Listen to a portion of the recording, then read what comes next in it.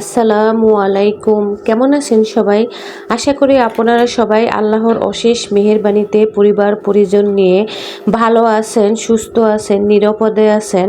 আমিও আলহামদুলিল্লাহ আমার পরিবারের সবাইকে নিয়ে ভালো আছি। নতুন দিনে নতুন আরেকটি ভিডিও নিয়ে চলে আসলাম। আশা করি আজকের ভিডিওটি আপনাদের কাছে ভালো লাগবে। আজকের ভিডিওটি খুবই ছোট, তাই ভিডিওটি স্কিপ করে না দেখে সম্পূর্ণ ভিডিওটির সাথে থাকবেন। আজকের ভিডিওটি আমি সকালবেলা নাস্তার পরে আপনাদের ভাইয়ে কিছু কাঁচা তরকারির বাজার নিয়ে এসেছে, সেইগুলো দিয়ে আজকের ভিডিওটি শুরু করে দিয়েছি। আপনাদের সাথে শেয়ার করতেছি যে আপনাদের ভাইয়ে কি বাজার নিয়ে এসেছে। এই 3 দিন পর্যন্ত প্রচুর সূর্যের তাপ, প্রচণ্ড গরম। এর জন্য আপনাদের ভাইয়াকে বললাম কিছু তাজা সবজি নিয়ে এসো আর শাক নিয়ে আসবা। এর জন্য সে এই যে তরকারি নিয়ে এসেছে, পুঁই শাক। তারপরে প্রথমে আপনাদের যে শাকটি দেখিয়েছি, অনেকে চিনতে পারবেন আবার অনেকে চিনতে পারবেন না। আমি কিন্তু বরিশালে আমাদের এই শাকগুলো কখনো কাউকে খেতে দেখিনি। এই শাকটার নাম খারকান। এই শাকটি খেলে যাদের বাতের ব্যথা আছে তাদের বাতের ব্যথা সেরে যায়। এই খারকান শাকে প্রচুর পরিমাণে আয়রন আছে, আরও অনেক ভিটামিন আছে। তারপরে এই শাকটি মানুষের চোখের জ্যোতি বাড়াতে সাহায্য করে। আমি এর জন্য এই শাকটি মাঝে মাঝে আনতে বলি। এই শাকটা দিয়ে আমি শুটকি তরকারি রান্না করে থাকি। এই শাকটা বা ডাঁটা দিয়ে শুটকি তরকারি দিয়ে রান্না করলে অনেক মজা লাগে। তারপরে আপনাদের ভাইয়ে আজকে যা যা কাঁচা বাজার নিয়ে এসেছে সেগুলো তো আপনাদের সাথে শেয়ার করলাম। পুঁই শাক এনেছে, ঝিঙ্গে, চিচিঙ্গা, ঢেঁড়স, তারপরে কাঁচকলা, মিষ্টি কুমড়া, আরও বেগুন এনেছে। বেগুনগুলো আজকে ভাজি করব। আমরা এই বড় গোল বেগুনগুলো কখনো রান্না করে খাই না। এই বেগুনগুলো দেখা যায় সবসময় আমি ভাজি করে থাকি। আপনাদের ভাইয়ে এই বেগুনগুলো ভাজি করে খাওয়া খুবই পছন্দ করে। সে আবার তরকারি দিয়ে বা মাছ দিয়ে রান্না করলে খেতে চায় না, তার জন্য সবসময় আমি এই বেগুনগুলো ভাজি করে থাকি। তারপরে এই যে আপনারা দেখছেন যে কিছু লেচু, এই লেচুগুলো আমাদের পাশের বাড়ির একজনে দিয়ে গিয়েছে। তার গাছে প্রচুর পরিমাণে লেচু হয়েছে, এর জন্য আপনাদের সাথে একটু শেয়ার করতেছি। দেখেন লেচু পাতাগুলো খুবই তাজা, গাছ থেকে সবেমাত্র পেরে আমার বাসায় দিয়ে গিয়েছে।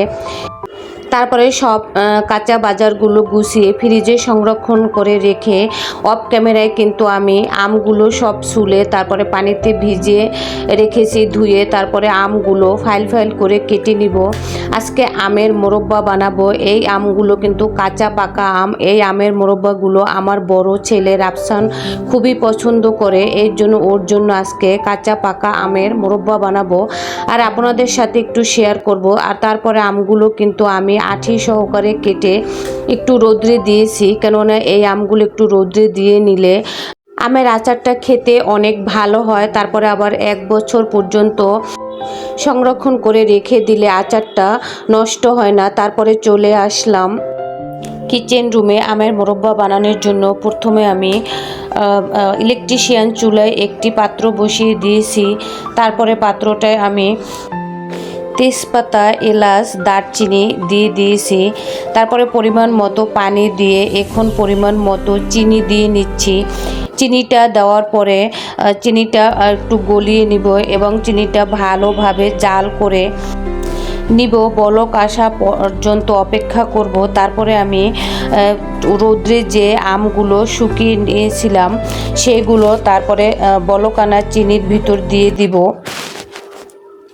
এই যে আমার চিনিটা বলক এসে গিয়েছে, এখন আমি আমগুলো দিয়ে দিব। এই যে আপনাদের সাথে দেখাচ্ছি যে এই যে আমগুলো যে আজকে রোদ্রে দিয়ে নিয়েছি কিছুক্ষণ, এর জন্য আমের ভিতরে যে পানিটা ছিল, রসটা ছিল, সেগুলো কিন্তু শুকিয়ে গিয়েছে। এইভাবে যদি আপনি আমের মোরব্বা বানান, দেখা যায় এই মোরব্বাটা কিন্তু অনেক দিন পর্যন্ত বাহিরে রেখেও আপনি খেতে পারবেন। এতে মোরব্বাটা কিন্তু নষ্ট হবে না এবং উপরে সাদা ফাঙ্গাস পড়বে না।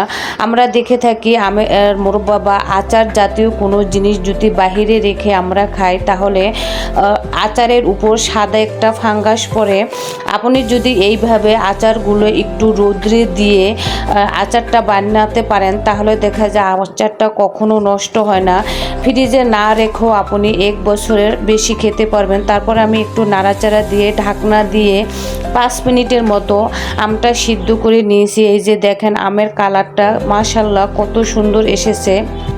আমি কিন্তু এইখানে আমের মোরব্বা আচারে কোনো ভিনেগার ব্যবহার করিনি, কেননা আমার বাসায় ভিনেগার ছিল না। আপনারা চাইলে এখানে ভিনেগার ব্যবহার করতে পারেন। তারপরে আমি কিন্তু এখন আচারের মশলাটা দিয়ে দিয়েছি। অফ ক্যামেরায় আমি আচারের মশলাটা গুঁড়ো করে নিয়েছি। এখন নামানোর কিছুক্ষণ আগে মশলাটা দেওয়ার পরে একটু ভালোভাবে আলতোভাবে নাড়াচাড়া করে নিব, কেননা এটা আমের মোরব্বা। যদি বেশি নাড়াচাড়া করতে যাই তাহলে আমের আঁটি থেকে আমগুলো ছুটে যাবে। এর জন্য আমি আলতোভাবে একটু নেড়ে নিচ্ছি। তারপরে এইভাবে মশলাগুলো আমের সাথে মেশানোর পরে আমের কালারটা আরেকটু সুন্দরভাবে আসার পরে তারপরে আমি নামিয়ে ফেলবো। আমি আরেকটু ভালোভাবে জাল করে নেব, কেননা এই আমের আচারটা আমি ফ্রিজে রাখবো না, বাহিরেই রাখবো।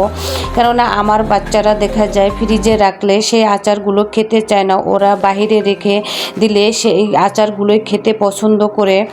তারপরে আপনাদের সাথে এই যে দেখাচ্ছি আমার আচারের ফাইনাল লুক। এই যে দেখেন মাশাআল্লাহ আমার আচারের কালারটা কত সুন্দর হয়েছে। আমের আচারটা আমি 4-5 ঘন্টা ঠান্ডা করে নিয়েছি। আচারটা ঠান্ডা হওয়ার পরে আমি একটি বক্সে রেখে দিয়েছি। এইভাবে আমি আচারটা বাহিরে রেখে দিব।